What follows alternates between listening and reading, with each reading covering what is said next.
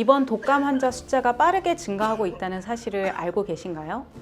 하지만 정작 진짜 위험한 적은 독감이라는 폭풍이 지나간 뒤에 조용히 찾아옵니다. 부모님께서 독감을 겨우 이겨내신 듯 했는데 갑자기 식사도 마다하고 기운 없이 멍하니 앉아 계시진 않나요? 이 신호를 나이 탓이나 타미플루 부작용이라고 가볍게 생각해서는 안 됩니다.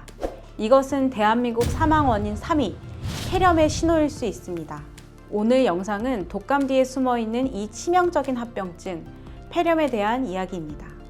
특히 증상도 없이 찾아오는 노인성 폐렴의 경고 신호와 이를 막을 가장 확실한 두 가지 방패에 대해 명확히 짚어드립니다. 가장 첫 번째로 바로잡을 오해가 있습니다. 독감은 독한 감기가 아닙니다. 이 둘은 완전히 다른 병입니다.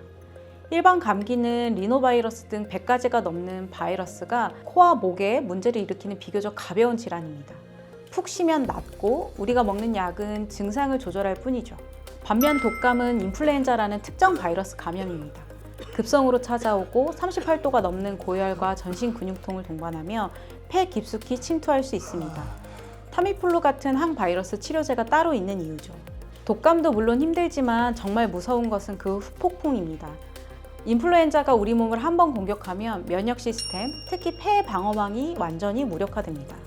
이때를 틈타 평소에는 우리 몸속 면역력들이 폐렴, 구균과 같은 세균을 막아냈지만 인플루엔자의 공격으로 방어막이 무너지면서 기다렸다는 듯이 폐포 깊숙이 침투해 염증을 일으킵니다. 이것이 바로 2차 세균성 폐렴입니다. 독감이 문을 열어주고 폐렴이 결정타를 날리는 셈이죠. 실제로 폐렴은 암, 심장질환 다음으로 국내 사망 원인 3위일 만큼 치명적입니다.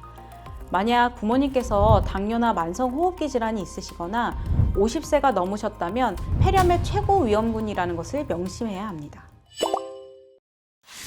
지금부터가 오늘 영상의 핵심입니다. 가장 중요하고 또 가장 무서운 부분입니다.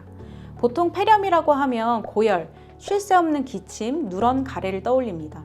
하지만 우리 부모님들, 특히 70대 이상 어르신들은 면역 반응이 약해져서 이런 전형적인 증상이 없는 경우가 태반입니다.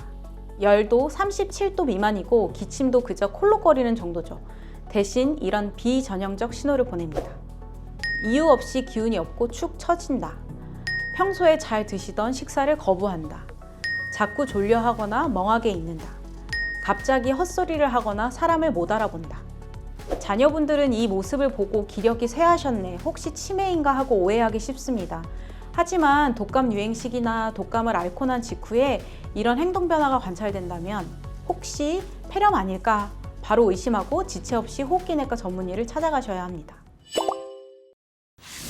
이 치명적인 호흡기 질환의 고리를 끊는 가장 과학적이고 강력한 방법은 백신 접종입니다.